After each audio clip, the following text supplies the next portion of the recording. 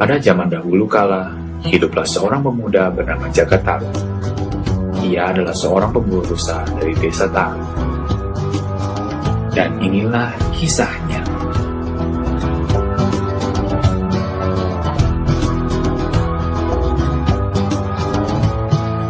Suatu ketika saat Jaka Tarub sedang beristirahat, ia mendengar suara gadis-gadis yang tertawa riang di arah sungai. Jaka Tarub terkejut melihat 7 bidadari cantik yang sedang mandi. Ia segera mengambil salah satu selendang milik bidadari tersebut dan menyimpannya. Ketika para bidadari sudah mengenakan selendang milik masing-masing, salah seorang dari antara mereka tidak menemukan selendang. Ia adalah Nawang Wulan. Para bidadari kembali ke kayangan, sedangkan Nawang Wulan ditinggal di bumi. Ia menangis di tepi danau karena sedih dan takut.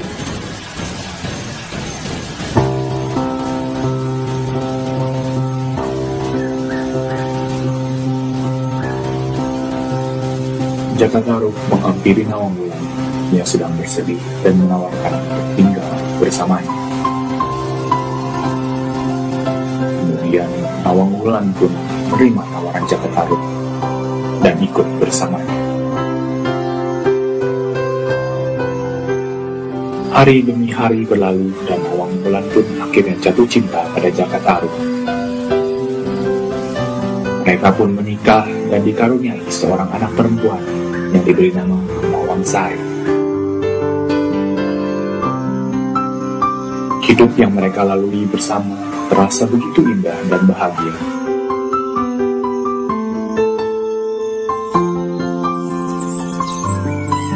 Hari itu Jaka Tarub sedang tidak pergi berburu dan bersantai di rumah. Nawang Wulan meminta suaminya untuk menjaga Nawang Sari karena ia hendak mencari air di sungai. Ia juga berpesan agar Jaka Tarub tidak membuka tutup periuk selagi ia pergi. Setelah Nawang Sari tertidur, Jaka Tarub penasaran akan amanat dari istrinya. Ia pun akhirnya melanggar janji dan membuka periuk tersebut. Jaka Tarub terkejut melihat isi dari periuk tersebut. Di dalamnya hanya terdapat sebatang padi. Ia sadar bahwa selama ini istrinya menggunakan kesaktiannya untuk memasak nasi. Saat Nawang Wulan kembali, ia mendapati nasinya masih berbentuk sebatang padi. Ia menyadari bahwa suaminya telah melanggar janjinya untuk tidak membuka periuk.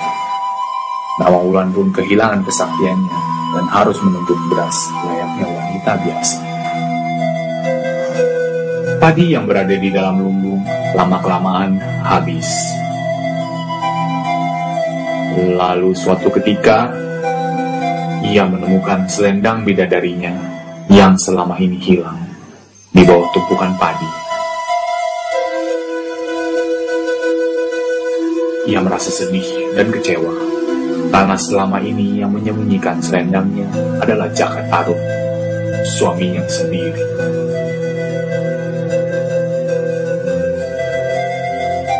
Kekecewaan Nawang Wulan berubah menjadi benci. Ia memutuskan untuk kembali ke kayangan, meninggalkan suami dan anaknya, Nawang Sari. Ia berpesan kepada Jaka Tarub agar membawa Nawang Sari ke danau setiap malam untuk ia temui.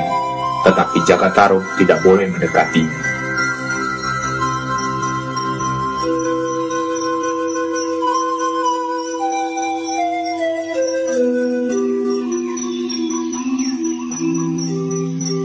Nawang Wulan pun terbang ke kayangan, meninggalkan suami dan anaknya di bumi.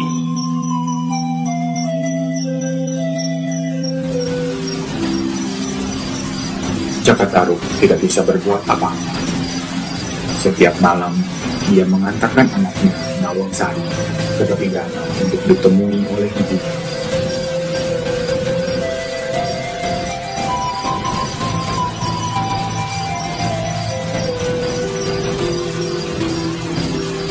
Jaka Tarub hanya mengintip dari kejauhan, tanpa bisa mendekati istri dan anak.